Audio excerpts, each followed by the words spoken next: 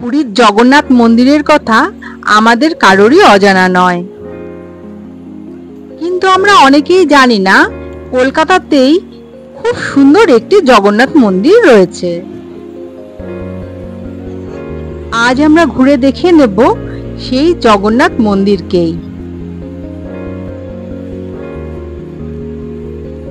আর স্বাদ গ্রহণ করে নেব ওই মন্দিরেরই মহাভোগ প্রসাদের। খুব কম সময়ের মধ্যেই ঘুরে নেওয়া যেতে পারে এই অসাধারণ জগন্নাথ মন্দিরটি। এই মন্দিরের খুব কাছেই রয়েছে খিদিরপুর ডক, সেটিও অনায়াসেই ঘুরে নেওয়া যায় এখান থেকে। আজ আমরা মাঝেরহাট লোকাল ধরে যাব খিদিরপুর স্টেশনে এবং সেখান থেকে জগন্নাথ মন্দিরে।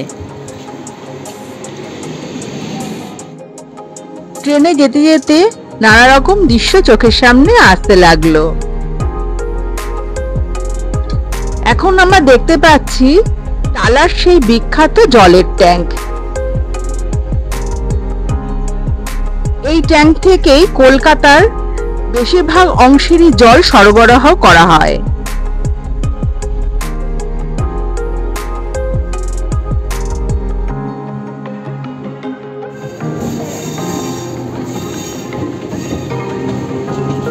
টালার ট্যাঙ্ক ছাড়িয়েই এবার টালা ব্রিজটা আমাদের চোখে পড়লো। এই মন্দিরে ট্রেনে করে আসতে গেলে দমদম থেকে মাঝেরহাট লোকাল ধরে খিদিরপুর নেমে কিন্তু এখানে আসতে হবে। আমাদের ট্রেনটি একেবারে গঙ্গার পাশ দিয়ে দিয়ে যাচ্ছে, আর আমরা এই সুযোগে গঙ্গা নদীর বর্ষার রূপটি দেখতে পেলাম।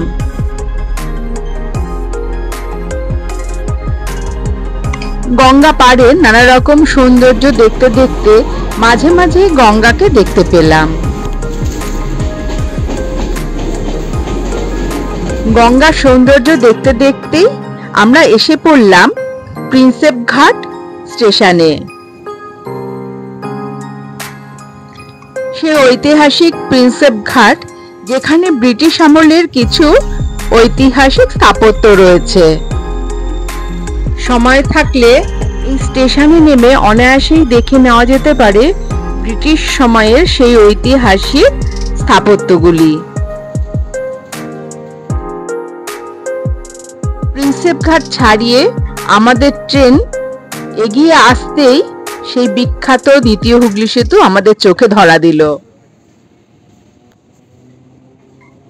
যা নাকি বিদ্যাসাগর সেতু বলেও পরিচিত।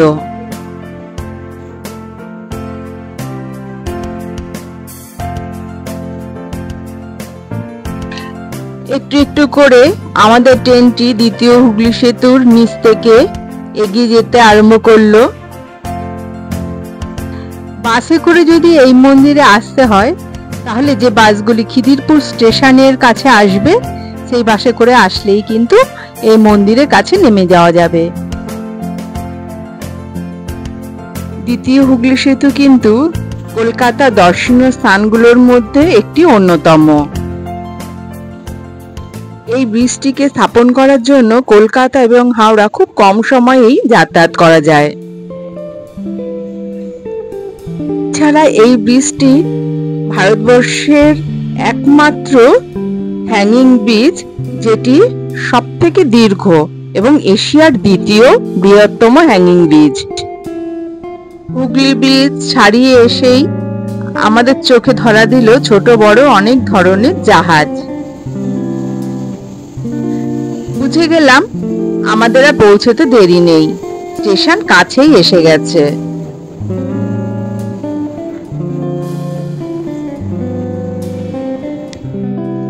আমরা চলেই এলাম খিদিরপুর স্টেশনে। এখান থেকে আমরা মেন রোডের দিকে রওনা হলাম।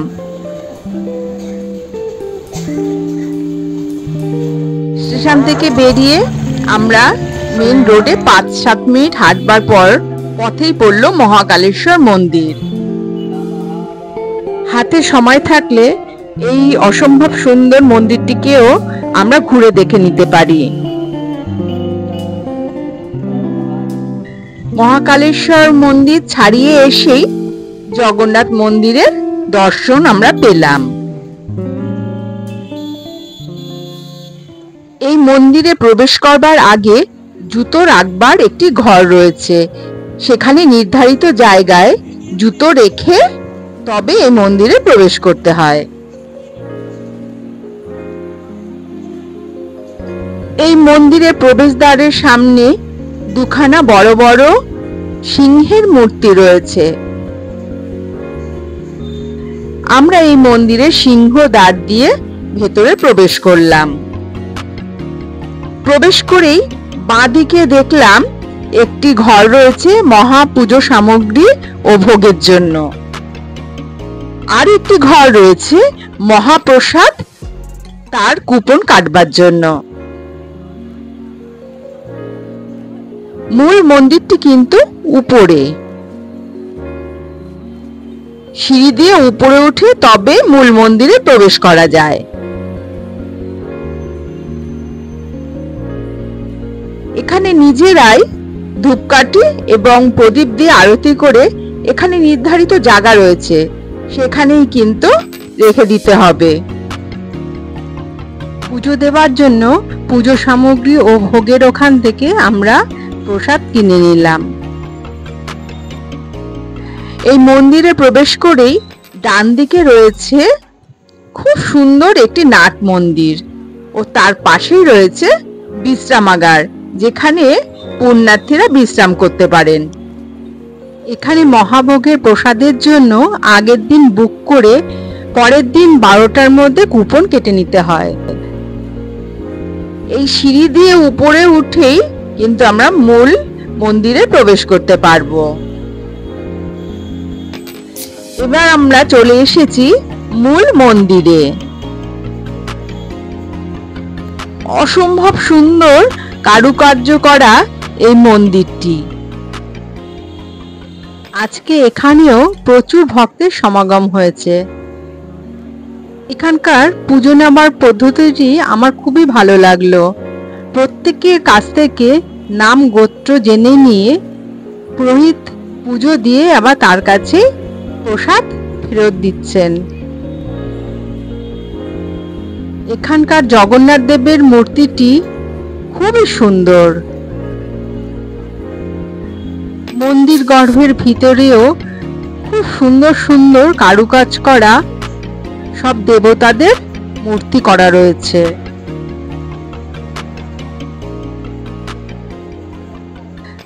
মন্দিরের বাইরের দিকেও খুব সুন্দর কারুকাজ করা রয়েছে। মূল মন্দিরের চারিদিকেও বিভিন্ন দেবদেবীর মূর্তি খচিত করে রাখা হয়েছে।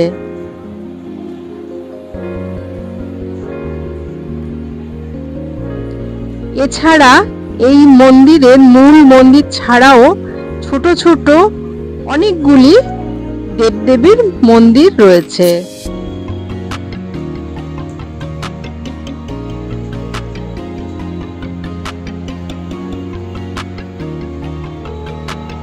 অনেক বড় এই মন্দিরের চত্বরটি। আমরা ঘুরে ঘুরে সমস্ত মন্দিরটি দেখতে লাগলাম।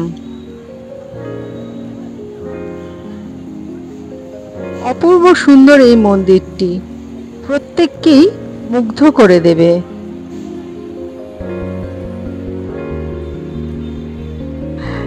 এই মন্দিরটিও কিন্তু পুরীর জগন্নাথ দেবের মন্দিরের আদলেই করা হয়েছে। মন্দিরটির এখানেও খুব সুন্দর পরিবেশ। এত সুন্দর মন্দির দেখতে দেখতে কখন যে সময় অতিবাহিত হয়ে যাচ্ছে তা বোঝার উপায় থাকে না।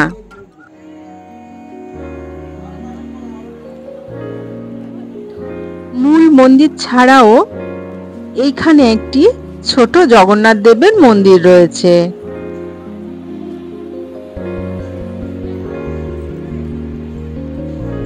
এখানেও কিন্তু পুজো দেওয়ার ব্যবস্থা রয়েছে।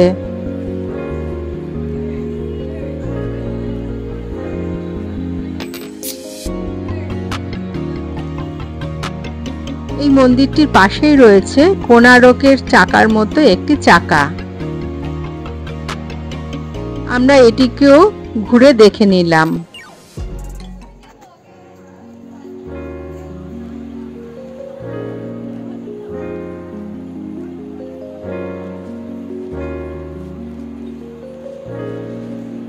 এবার আমরা চলে এলাম মূল মন্দিরের অন্য প্রান্তে।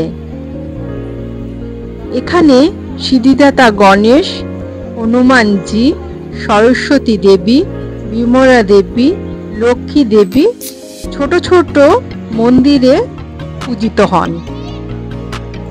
এছাড়া এখানে একটি শিবের মন্দিরও কিন্তু রয়েছে। মূল মন্দিরের পিছন দিকের দেওয়ালেও সব দেবদেবীর মূর্তি খচিত করা রয়েছে। অসাধারণ এই মূর্তিগুলি প্রত্যেককেই মুগ্ধ করে চলেছে।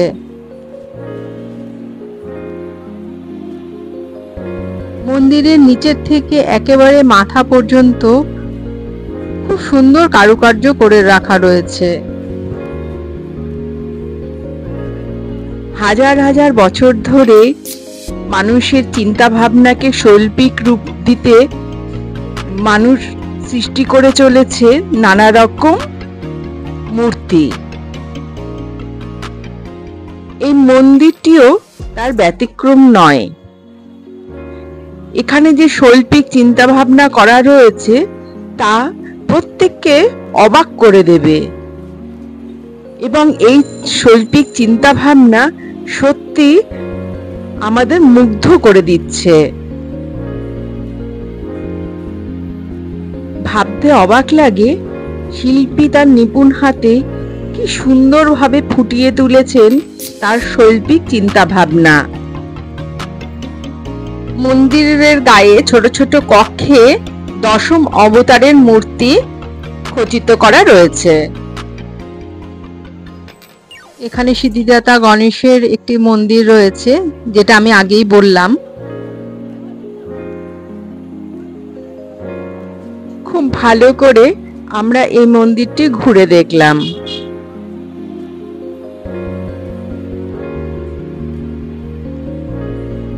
এরপরে বজরংবলীর মন্দিরে আমরা আসলাম।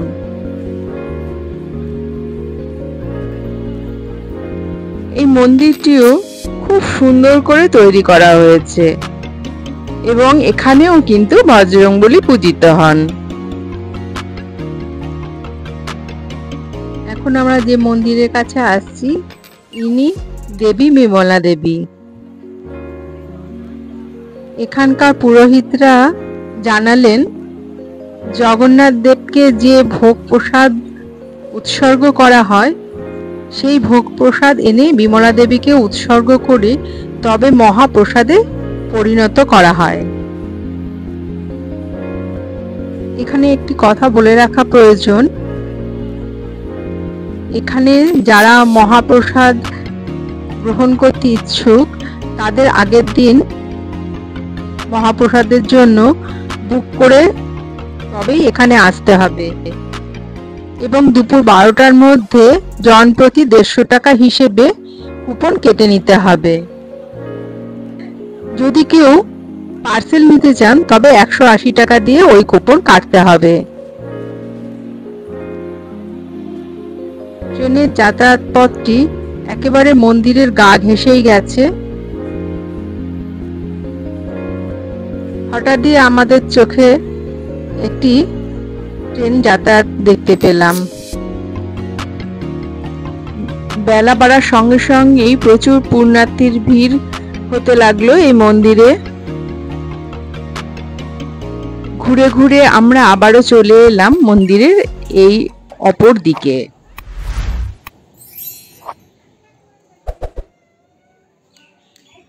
আরো বেশ কিছু মুহূর্ত আমরা এখানে কাটালাম। অপূর্ব এই মন্দিরটির সঙ্গে আমরা বেশ কয়েকটি ছবি তুলে নিলাম। অপূর্ব সুন্দর এই মন্দিরটি আমাদের মনের মণিকোঠায় একটি জায়গা করে নিল।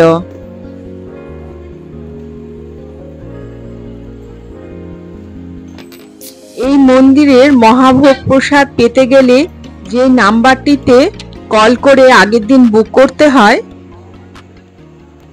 সেই নাম্বারটি কিন্তু এই ভিডিওতেই দেওয়া আছে। সম্পূর্ণ ভিডিওটি দেখলে সেই নাম্বারটি দেখা যাবে।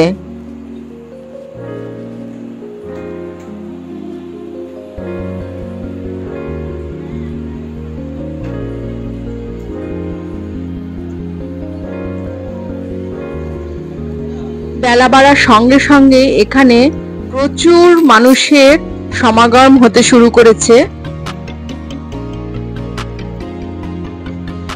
মূল মন্দির দেখা আমাদের হয়ে গেছে। এবার আমরা চলে আসব যেখানে ভোগ প্রসাদ বিতরণ হয় সেই মহাভোগ প্রসাদের কক্ষে।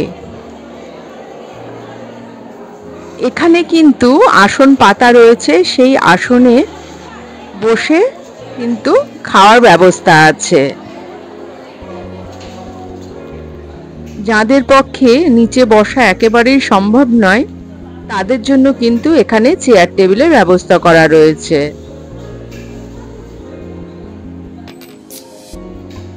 একে একে সব রকম ভোগ প্রসাদ বিতরণ করা শুরু হলো।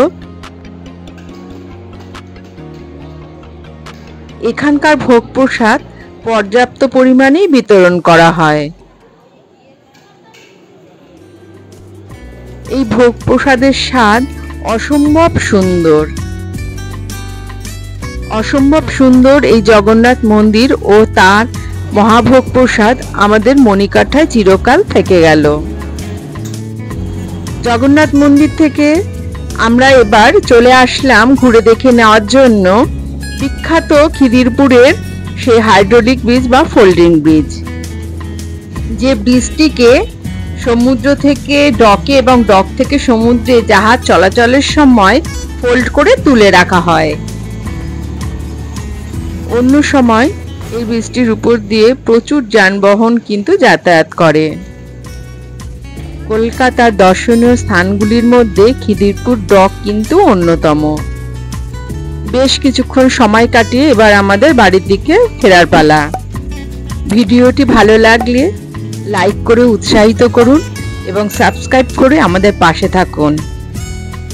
সুস্থ থাকুন আর ঘুরতে ঘুরতে এনজয় করুন।